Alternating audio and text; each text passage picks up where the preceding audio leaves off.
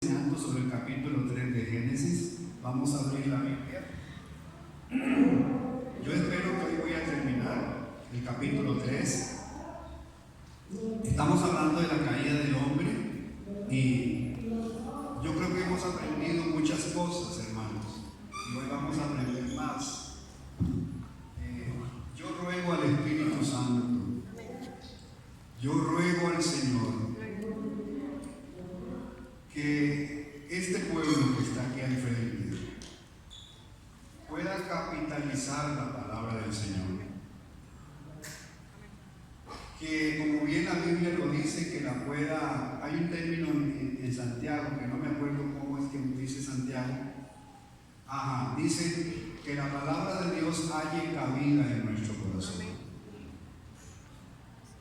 Que halle cabida, porque a veces no hay.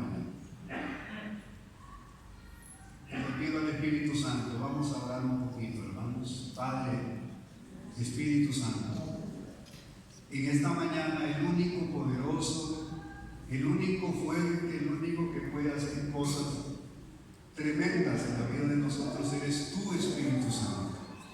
El Espíritu Santo puede traer la actitud correcta a esta iglesia para escuchar la palabra de Dios.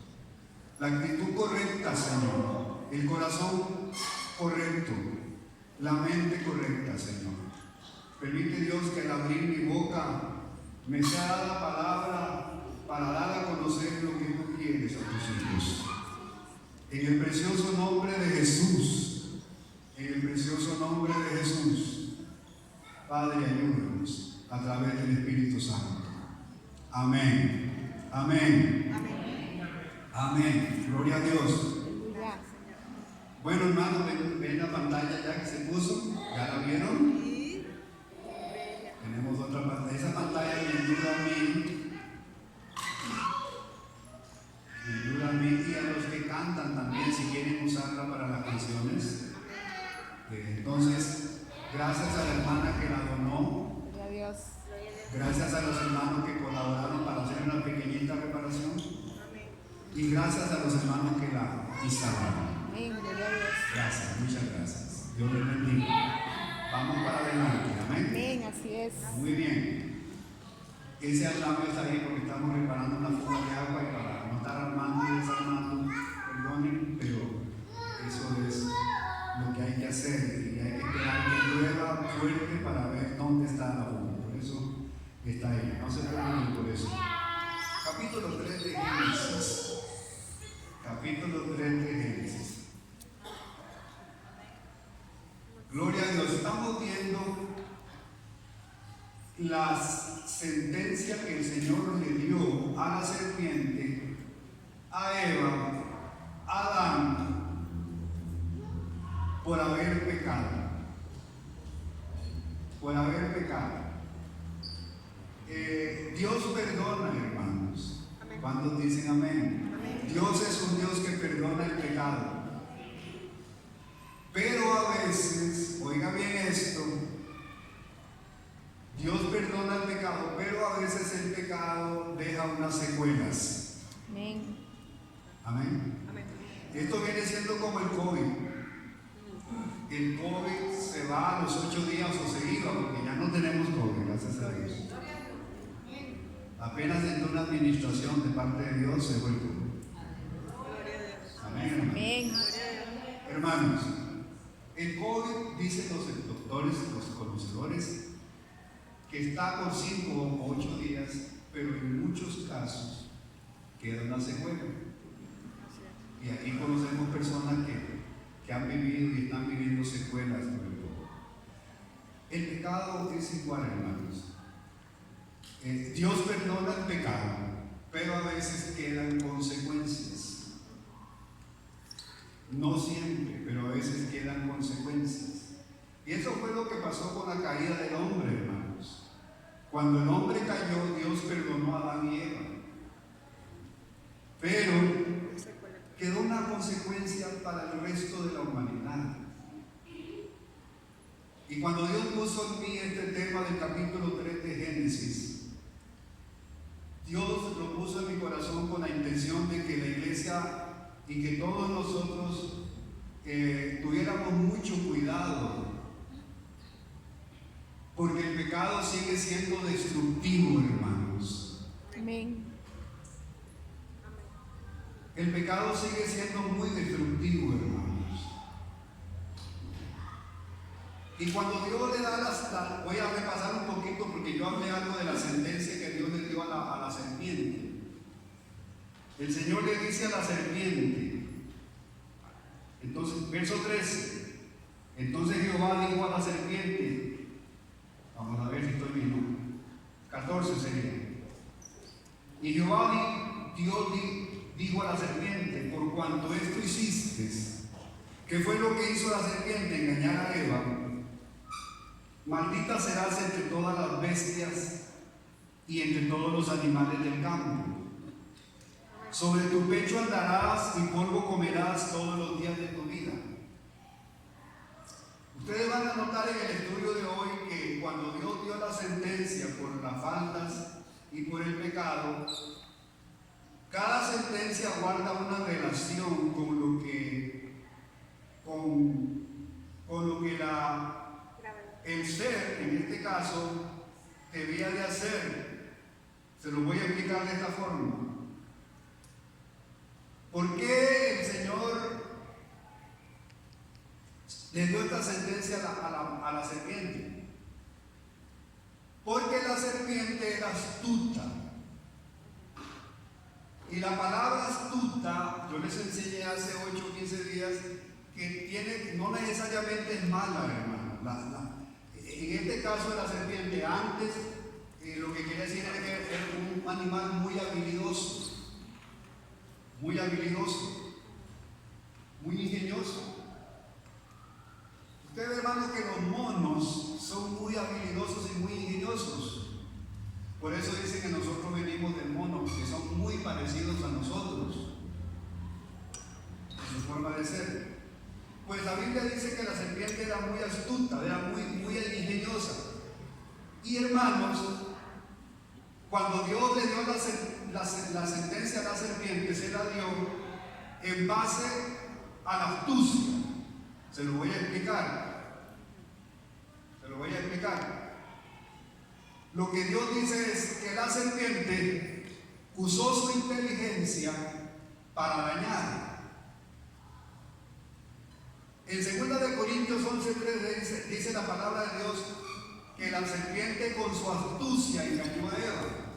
El Señor enfatiza la palabra astucia en la serpiente y la castiga porque usó la astucia que Dios le dio, porque la astucia de la serpiente no era del diablo, era de Dios. Dios se la había dado, pero ella usó la astucia para engañar a Eva. Me estoy explicando, hermanos. ¿Y qué nos enseña eso, hermanos? Que cuando nosotros, Dios nos da una capacidad y la usamos para mal,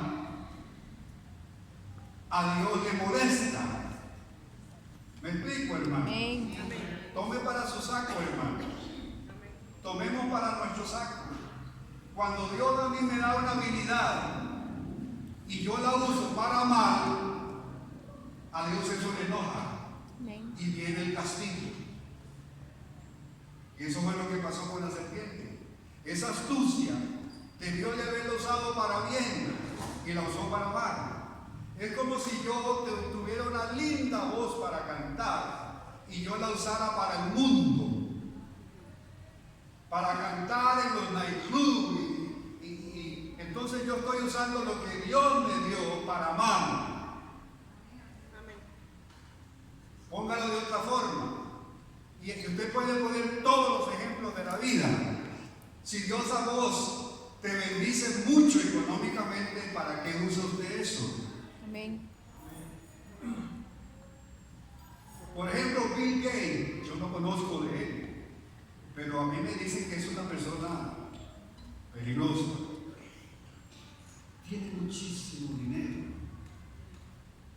¿Para qué usa el dinero que Dios le dio? ¿Para bien o para mal? Yo no sé, yo no lo conozco tan de cerca. Cuidado con usar las cosas que Dios nos da para mal, porque Dios trae la sentencia. Amén. La astucia de la serpiente. Otra cosa que pasó con la serpiente, y por eso Dios se le fue encima de primero, y es que se levantó contra su autoridad. Si usted lee el capítulo 2 de Génesis, todos los animales iban a ser gobernados por Adán. Póngale mucho cuidado a esto, hermano. Usted vino a la escuela dominical para aprender, ¿no es cierto? Y debe tener su libreta de apuntes, hermano, para la próxima. Cuando Dios creó los animales, todos los puso bajo el gobierno de Adán. Hasta Adán le puso el nombre a todos los animales. ¿Y sabe qué le dijo Dios a Adán? Adán usted va a gobernar sobre ellos. Pero la serpiente se levantó en contra y le hizo daño a quien ella debía estar bajo autoridad. ¿Me explico? En la iglesia me explico. La serpiente tenía que ser gobernada por Adán y se levanta en contra de Adán y lo engaña y lo induce al pecado. Y eso se llama que Dios está en contra, siempre estará en contra de la insurrección. Amén. Dios castiga la insurrección, hermanos. Lea la palabra. Le digo, tú señorearás sobre ellos. Y la serpiente jugó de viva y se levantó contra el hombre y llegó al fracaso, Adán y Eva. Son puntos interesantes sobre esta sentencia sobre la serpiente. Y la otra cosa que quería decir es que la maldición sobre la serpiente nunca se va a quitar. Se quitará sobre los demás animales, pero no sobre la serpiente. Si usted ve en el milenio, todos los animales van a ser cambiados. Por ejemplo, un león o el león no va a ser un animal depredador en el milenio. Va a ser como perderá totalmente la ferocidad. Los leones y todos los animales feroces perderán la ferocidad, pero la serpiente seguirá siendo igual, andando arrastrada sobre su pecho y comiendo del polvo. ¿Se acuerdan ustedes que yo expliqué qué significaba andar sobre el pecho y arrastrarse sobre el pecho y comer polvo? Significa derrota y degradación. Y por último, no se olviden que la sentencia a la serpiente era también contra el diablo. Contra el diablo. Bueno, hermanos amados,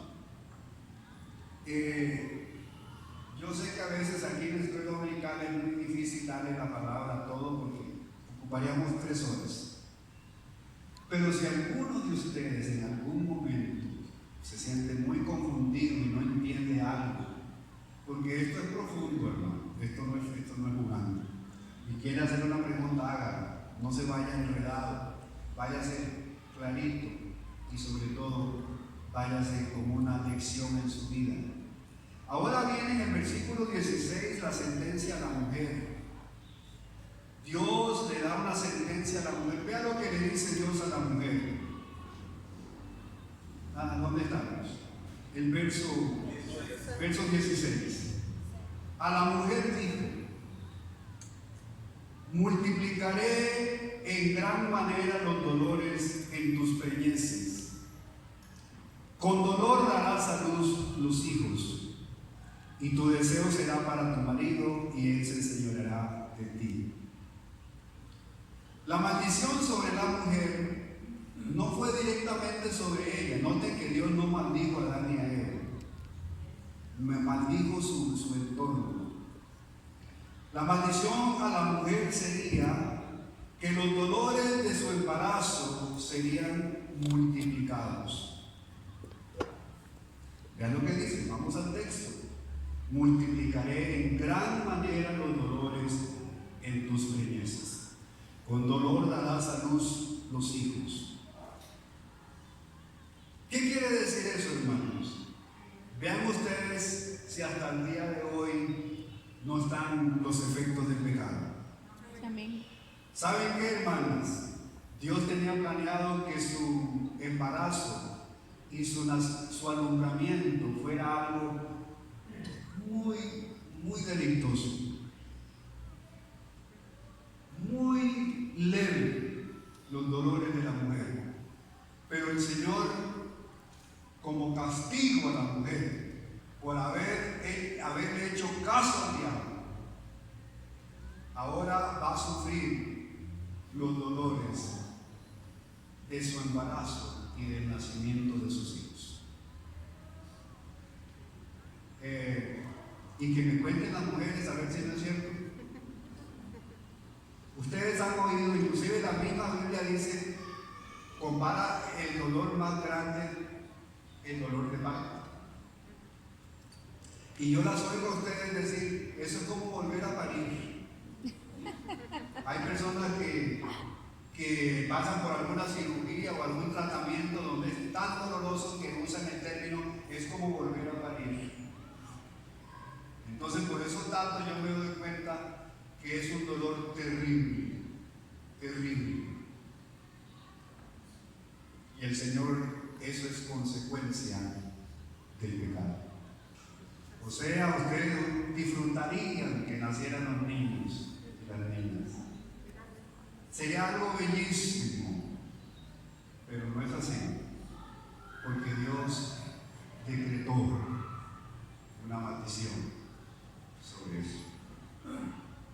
Y la otra parte yo diría que es la más fea. Le dice el Señor a la mujer, ahora tu deseo va a ser para tu marido y él se enseñoreará de ti. Parece ser, hermano, uno tiene que leer la Biblia y sacar las implicaciones de la palabra. Hay cosas que no están escritas, pero están implícitas. Parece ser, hermano, que si el hombre no hubiera caído y la mujer, el plan de Dios entre la pareja era otro. O sea, no habría quién es mayor y quién es menor. Parece que eso no se iba a dar. Yo creo que el plan de Dios era aquel que fuera una ayuda idónea, pero nunca que fuera una que tiene que estar subordinada a su marido. Y ustedes ven, hermano, hay que ser honesto. Casi que en todas las sociedades y las culturas, el hombre tiene permítame la mala expresión, un poder sobre la mujer, sobre su esposa. Pero ¿qué es lo grave de esto, hermano? Lo grave de esto es que a raíz del hombre estar en pecado, ese gobierno, ese enseñoreamiento sobre la esposa, en algunos casos se torna peligroso. El problema no es que la esposa esté sujeta a su marido, porque la Biblia dice que la esposa debe estar sujeta a su marido como Cristo, como iglesia a Cristo. Y la sujeción de la iglesia a Cristo es muy bonita, ¿no es cierto, hermano? Yo me gozo de estar sujeto al Señor. Se lo vuelvo a decir. Entre más sujeto esté yo al Señor, más lindo es. Y dice la Biblia que así debe ser la sujeción de la esposa al esposo. Debe ser una felicidad, hermanos. O sea, el marido tiene que ser tan carga y la esposa tan buena gente, que ambos hacen una pareja linda, que esa relación es bonita, hermanos. Y todavía sigue siendo así, hermanos, principalmente en los cristianos y principalmente en la gente que hace bien las cosas. Pero ¿qué es lo que pasa, hermanos? Que en muchos casos el hombre, y en pocos casos la mujer, pero la mayoría de veces el hombre abusa de su esposa. Hermanos, ¿cuántos femicidios hay en Costa Rica, por ejemplo? Porque el hombre se enseñorea a tal punto, pero se enseñorea de una manera pecaminosa que daña a su esposa, hermanos. Eso es fruto del pecado. O sea, si el hombre no hubiera pecado, por supuesto que no habría nada de lo que hoy vemos, hermanos. No habría un hombre golpeando a su esposa, mucho menos un hombre asesinando a su esposa, mucho menos un hombre maltratando a su esposa con palabras feas, mucho menos un hombre despreciando a su esposa, mucho menos un hombre ridiculizando a su esposa. Porque hay hombres, hermanos, que son conchos con su esposa, hermanos. Ah, vos ya no sos la misma de hace 30 años.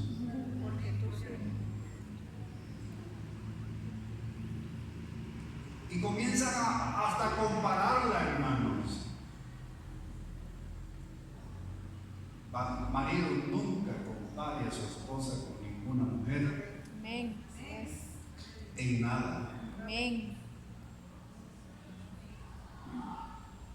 Algunos son de broma, dicen, te la cambio por 2 de 20. O te la cambio por 1 de 20. Entonces el pecado ha traído que la relación entre hombre y mujer llega hasta ser peligrosísima, hermano. Por eso muchas veces es mejor divorciarse, hermanos. ¿Por qué razón? Porque es un peligro que esa pareja siga junta. Todo eso es la maldición del pecado, hermanos. ¿Qué matrimonios tendríamos hoy, hermano? Y todavía se puede, en Cristo todavía se puede. Y se debe poder. Pero, ¿qué matrimonio sería si el hombre no hubiera pecado? Sería una belleza. Aleluya. Una belleza. Entonces, hermano, el castigo no está en la sujeción de la esposa al esposo, es en el abuso de esa sujeción. Y hermano, aunque no querramos, digo yo, tal vez no, tal vez sí. La esposa, después de esto, Dios el nivel de ella en el matrimonio es estar bajo sujeción. Ahora, entiéndase la palabra sujeción. No es, hoy te pones ese vestido. Ah, no, quítate ese, ponete este otro. No. Sujeción es, vean, como Cristo con nosotros. Más que todo, la idea es que el hombre es bendición para su esposa. Amén. No maltrata. Y en algunos casos, hermanos, hay mujeres que también son un peligro para su esposo. Amén. ¿Cómo se llama cuando una mujer asesina a su esposo? ¿Cómo se llama? ¿Hay algún nombre? Homicidio, pero ¿tendrá algún nombre? ¿Ah? No hay, ¿verdad? Porque casi nunca una mujer. Yo en las películas lo que oigo es que una mujer se busca a alguien para que lo mate. ¿Han visto esas películas? Se busca un trabajo, alguien que le haga el favor. Pero ella no lo hace. Pero los hombres sí son directos, no se buscan a nadie. Van con todo. La sentencia para el hombre, qué tremendo esto, ¿ah? Ahora, hermano, que hay un dato más sobre la mujer. Dios le dice a Eva,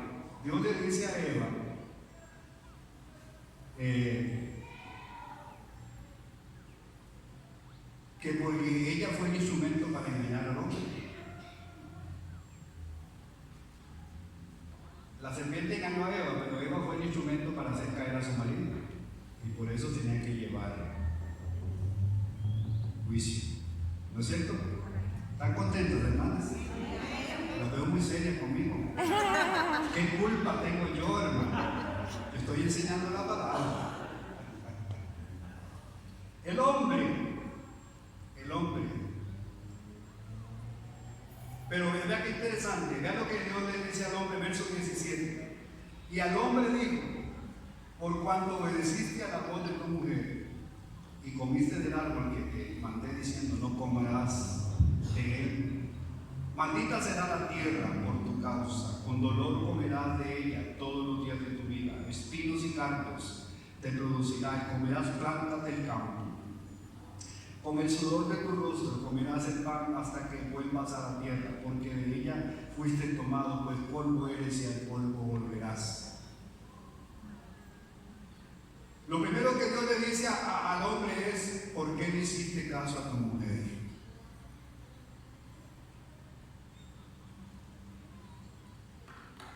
¿Por qué no me hiciste caso a mí, sino que le hiciste caso a la mujer? Oiga bien, hermano, que hay una palabra para toda esta iglesia y para mí, por supuesto. ¿Cuál es la voz que usted debe atender? No me oyeron, parece. ¿Cuál es la voz que Dios espera que usted escuche y obedezca? Uy, hermano, llegaron todos sin miedo. ¿Cuál es la voz que Dios quiere que usted escuche y obedezca? La voz de Él. Pero por cuanto obedeciste a tu mujer, o sea, Dios le está diciendo a Adán, usted no tenía que obedecer a su mujer, usted tenía que obedecerme a mí. Amén. Ahora, en algunos casos no es malo obedecer a la mujer, o sea, oír su consejo. Pero si ese consejo de la mujer está contra el consejo de Dios, no le haga caso. ¿Aló? Amén. Hermano, si la voz de tu mujer o de tu esposa o de tu novio no es igual a la voz de Dios, no le haga caso. Amén. Porque usted tiene que oír la voz de Dios.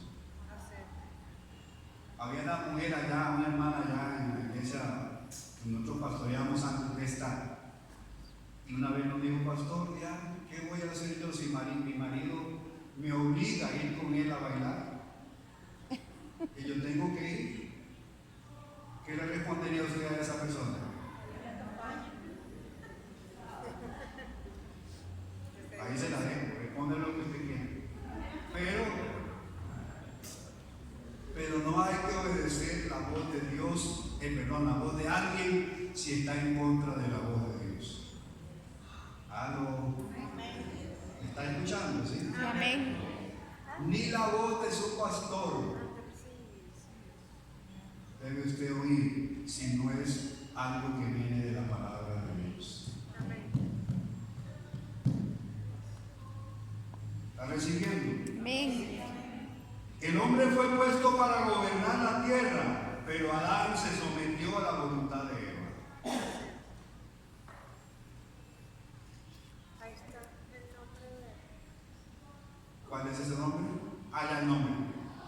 Andros Sisuitis. Ahí está. El hombre fue puesto para gobernar la tierra y se sometió a la voluntad de Eva. Hermano, cuando las cosas se hacen contra el plan de Dios, entramos en problemas. ¿Aló, iglesia? Escuchen bien esto es una palabra que viene de Dios.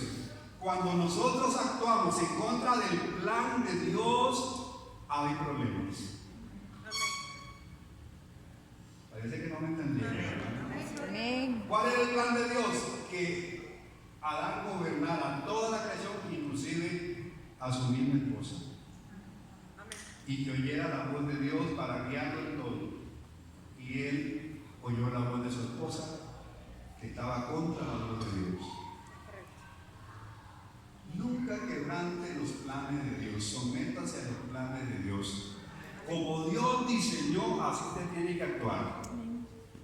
¿Me está escuchando? Amén.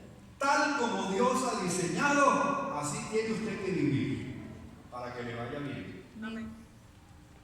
Se lo pongo así para ilustrar. Si Dios diseñó que el matrimonio debe ser entre un hombre y una mujer, así tiene que ser para el resto de la vida. Amén.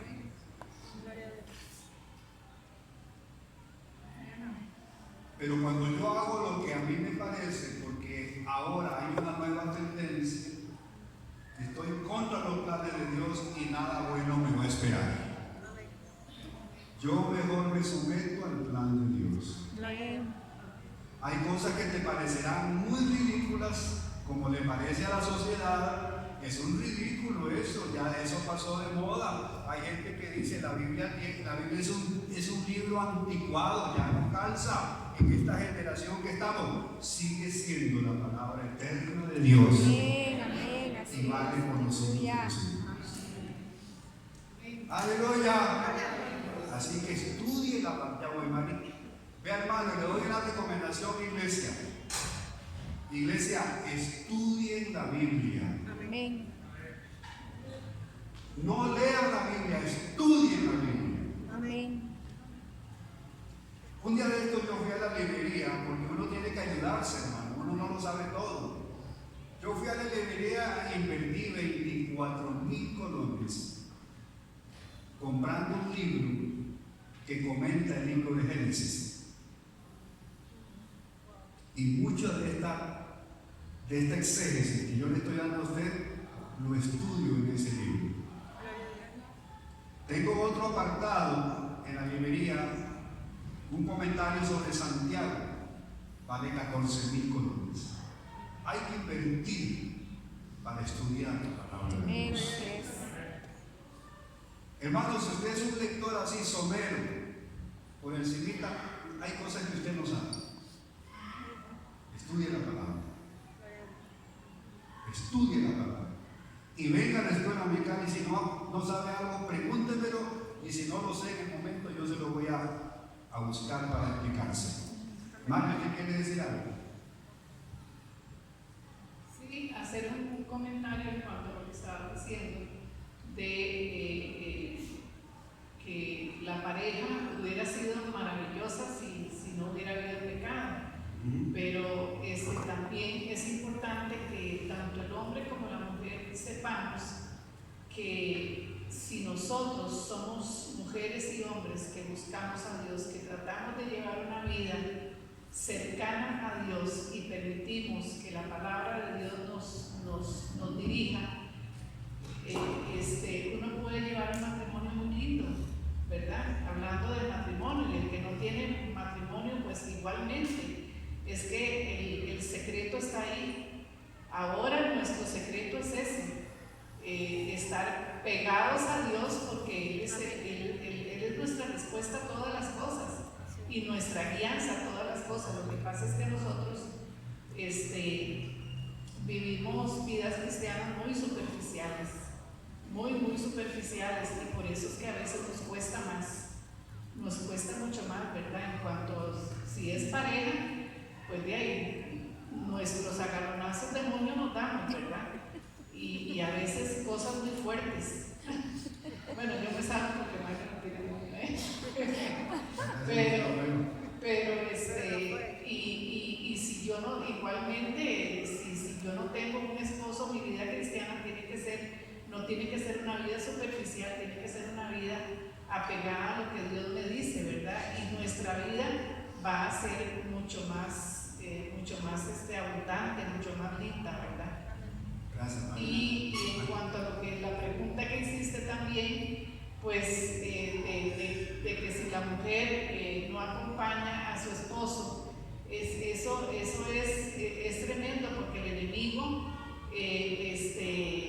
usa inclusive al mismo esposo o a la esposa, porque puede ser viceversa, y pensamos en que, bueno, si no lo acompaño, ahí le aparece otra que lo va a acompañar, o ahí le aparece otro que lo va a acompañar.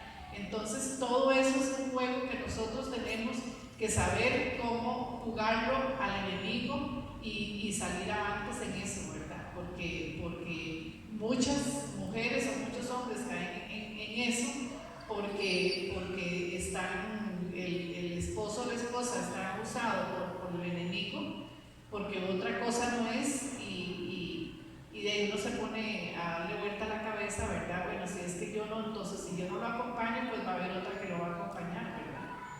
Entonces hay que tener mucho cuidado en eso, ¿verdad? Muy bien.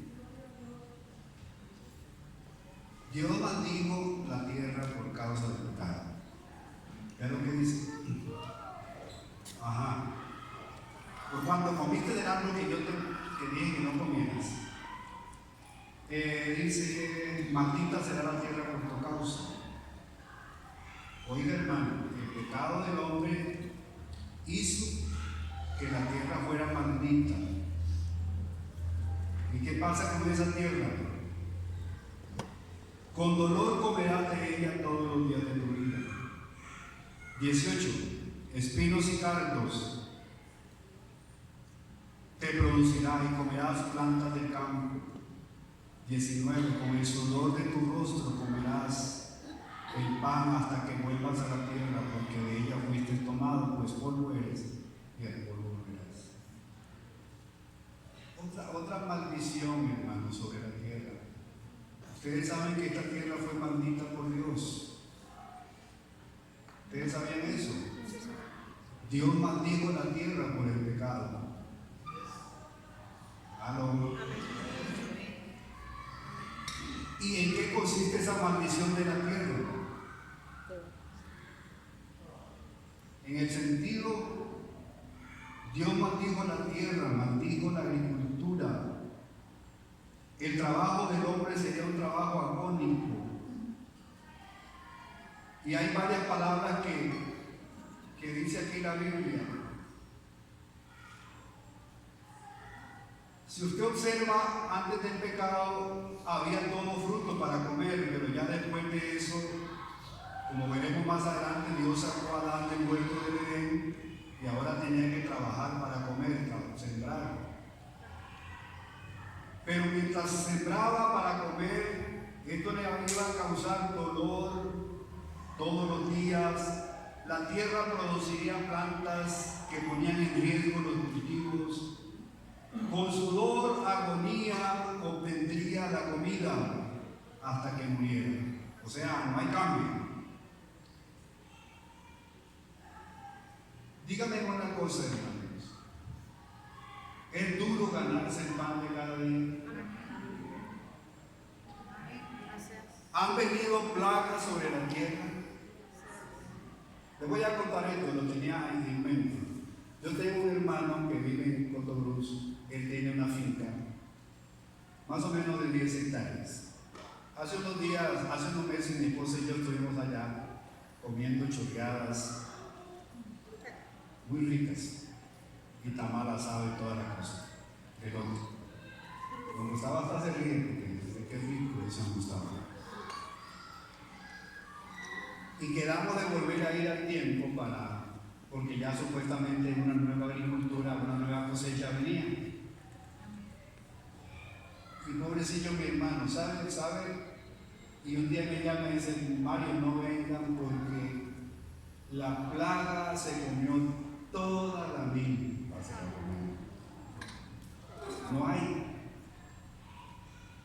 Dice que llegan bandadas de animales, hermanos, de pájaros, y se comen todos los elotes. No queda nada. Y también, cuando él siembra, hermanos, ¿sabe qué tiene que hacer el pobre? Pone unas cuerdas con un montón de latas para moverlas desde cierto lugar y que suenen y que los animales se vayan. Y la última vez que me habló me dice que una plaga de gusanos entre la tierra se come las raíces de las matas de maíz y se secan y no producen. Cuando usted va a la feria del agricultor y usted habla con ellos le van a contar lo que les cuesta producir. Yo ayer le preguntaba a algunos ahí, ¿hay culantro de Castilla? ¿Saben el culantro de Castilla y el coyote? Yo le traigo maíz siempre de los dos. Y me decía uno, vean, no se puede cultivar culantro, porque dice la correntada de agua al pasar por donde están el culantro lava todo y los pudre. El agua, la tanta lluvia que cae, pudre el culantro. Entonces esta pobre gente que invierte sembrando, a veces pierde las cosechas, hermanos. Y por eso dicen, vea, por eso está caro este producto, por eso el otro. ¿Cuánto cuestan ¿cómo le llaman? Los químicos o los agroquímicos para producir? Ellos me dicen, hermanos, que si no fuera por los agroquímicos, no habría verduras ni frutas. ¿Por qué eso? La maldición sobre la agricultura.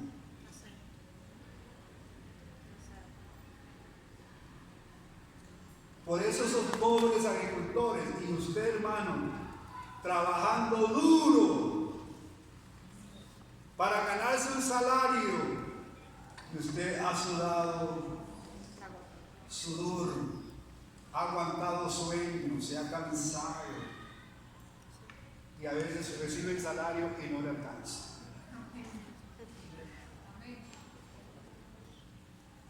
Es la maldición sobre la tierra, hermanos.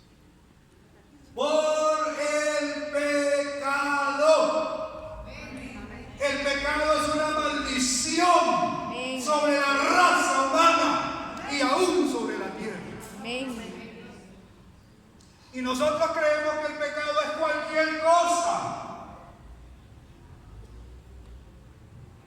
Un desliz y ya está. Un asunto de carácter. Es que somos diferentes. Cualquier cosa. Y hoy el pecado sigue haciendo tantos estragos en la vida de la gente y en la vida del cristiano y en la vida de la iglesia. Amén. No es cualquier cosa, hermanos. Tan es así que la tierra está en esta condición que hay dos cosas que quiero mencionar. Una es que Pablo dice que la tierra gime. Oiga, la tierra no gime, pero Pablo poéticamente dice, usando un poco la poesía, dice que la tierra gime. ¿Y gime por qué? Esperando ser liberada de la maldición y de la esclavitud. ¿Y sabe cuándo va a pasar eso? El día que Cristo regrese a la tierra. Tan es así, hermano, les voy a comentar esto. Si estudiamos el milenio, esos 1000 años cuando Cristo reina en esta tierra y el diablo se ha encadenado en el abismo, la tierra volverá a florecer. ¿Sabe qué dice la Biblia? Que los desiertos se cambiarán en fuentes de agua. Aleluya. Y dice la Biblia que los desiertos reverdecerán. La salud volverá a las personas. No habrá enfermedad. Dice que los niños, la gente durará tantos años que un niño de 100 años o una persona de 100 años es un niño todavía. Porque volverá la longevidad, hermanos. Hoy, en pocos años, ya estamos acabados, hermanos.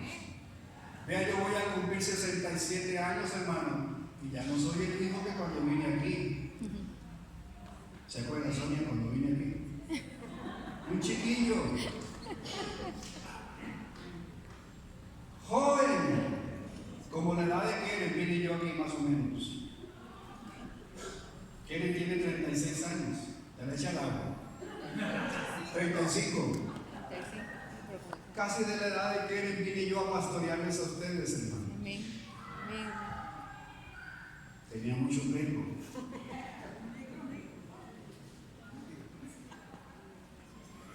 Rapidito nos acabamos, hermanos. Porque el pecado, vea lo que dice ese último versículo, dice, hasta que vuelvas al polvo porque de ahí fuiste tomado. Amén. O sea, gracias a Dios por la esperanza, hermanos. Amén. Que nosotros vamos a vivir en nuevos cielos y nueva tierra. Y el rey va a ser Cristo. Y el diablo va a ser atado en el abismo. ¡Aleluya! Y toda la maldición que hay sobre la tierra y sobre la humanidad, que cada día este mundo va peor y peor, todo eso será liberado. ¿Y quiénes van a reinar? Jesucristo con su iglesia. Aleluya. ¿Quiere llegar hasta ese día? Amén. Sean fiel a Dios. Sean muy fiel a Dios aunque cueste. Amén.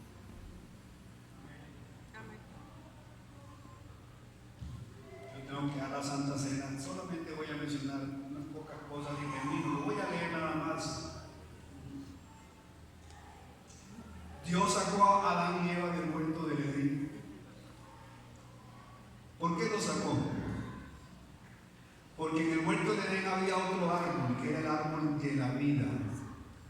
Y dice, le dijo el Señor a Jesucristo y al Espíritu Santo: vamos a sacarlo del huerto del Edén, porque ahí está el árbol de la vida. Y si ellos comen de esa hoja, van a vivir para siempre.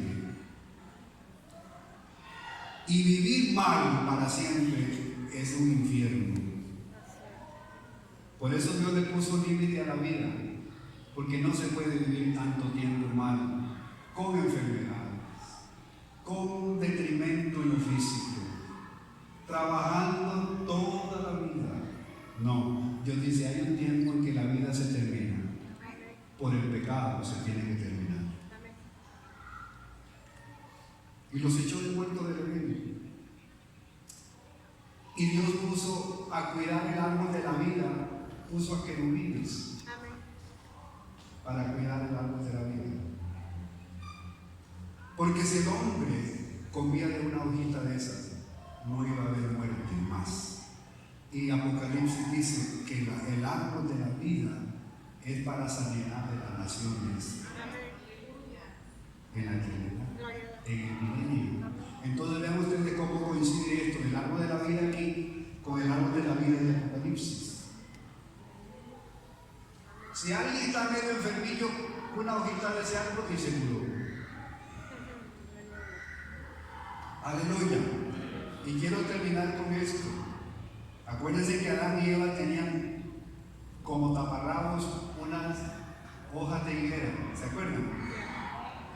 Eso sabe qué significa. Las hojas de higuera eran literales, pero también simbolizan el hombre que trata de esconder de justificarse y de esconder su maldad por medio de cosas que él mismo hace, lo que hoy llamaríamos las obras.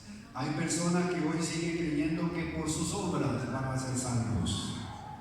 Y Cristo le quitó esas hojas de higuera. ¿Y sabe qué hizo Cristo? Mató unos animales y con la piel de esos animales les hizo túnicas a Adán y Eva y los vistió. ¿Sabe qué simboliza eso? Animal, tuvo que morir un animal, significa derramamiento de sangre. Y las pieles significan cuando Cristo nos viste con su justicia. No por mis obras, sino por su gracia. Y esos animales tipifican o tipificaban el sacrificio perfecto de Cristo en la cruz del Calvario. Solamente la muerte de Cristo y su sangre, como lo vamos a ver hoy, puede salvarnos. Tus buenas obras ni las mías sirven de nada. Está muy bien, traigan comida para ir a darle a la gente de la calle este día, tráiganlo. Esas son buenas obras que debemos hacer, pero eso no te va a salvar. Te salva la sangre de Jesús. Aleluya. La sangre que Él derramó para cubrir tu pecado. Y termino con esto que me llama mucho la atención. ¿Por qué el Señor puso a cuidar querubines en el árbol de la vida? No era por Satanás. Le voy a decir algo que está en la Biblia. Dios acostumbra que las cosas sagradas Él las cuida y pone querubines a cuidarlas. ¿Usted sabía eso? ¿Usted sabe por qué sobre la tapa del propiciatorio, el arca que representa la presencia de Dios, hay dos querubines cubriendo el propiciatorio? ¿Sabe por qué? Cuidando las cosas santas de Dios. Dios es celoso de las cosas de Él. Y saben que es muy santo, hermanos. La iglesia de Cristo es algo muy santo que no se puede tocar. No se puede tocar. Las cosas santas de Dios no se pueden manosear. Amén. Porque Dios cuida lo que es santo. ¿Me explico, iglesia? Amén. Por eso, hermano, yo con estas manos sucias no debo tocar las cosas de Dios. Yo tengo que santificarme. Yo no puedo venir aquí a predicar con mi corazón sucio, hermano. No es que juegue de santo, no es que estoy jugando que aquí tienen un perfecto pastor. No. Uno tiene que limpiar su alma de toda maldad para servirle a Dios. Amén. Así es. Porque Dios guarda sus cosas santas. Y si hay algo santo para Él y de mucho valor, es su iglesia. Ustedes no se la creen, pero ustedes para Dios son algo especial. Amén. Así es. Amén. ¿Sabe qué se llama? ¿Sabe cómo lo llama Dios? Lo llama la niña de sus ojos. ¿Sabe cómo lo llama Dios? La novia del Cordero. Y dice Dios, no me toques esto es mío. Y yo lo cuido, porque es mío. Aleluya. Bueno, hermano, aquí está la exposición de la palabra de Dios, lo terrible del pecado. ¿Para qué, hermano? Para que usted y yo nos cuidemos. Amén. Nos cuidemos y tengamos mucho temor Amén. a Dios. Y si en algo le fallamos, iglesia, hay que doblar nuestras rodillas y pedir a Dios perdón. No pase así por muy suavemente que usted hizo algo malo y esto es cualquier vara. No. Si usted hizo algo malo delante de los ojos de Dios y su palabra, humíllese, arrodíllese, pídale a Dios que lo limpie con su sangre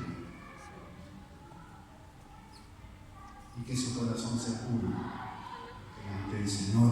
Amén. Y precisamente, hermano, vamos a tomar la Santa Cena, que lo único que representa, lo único que nos libró de esto. Aleluya. El único que nos restauró a Dios por la pérdida espiritual de Adán y Eva, el que nos restauró a la comunión con Él es Jesús. ¿Cuántos tienen a Cristo como su Salvador personal? Levante las dos manos así feliz. Tengo a Cristo, lo recibo, Él es mi Salvador. Él murió por mí, derramó su sangre. Llevó mis pecados en la cruz del Calvario y me restauró. Gloria. Ya no estoy separado de Él, ya estoy cerca, porque la sangre de Cristo limpió lo que me separaba de su presencia. Amén. Aleluya.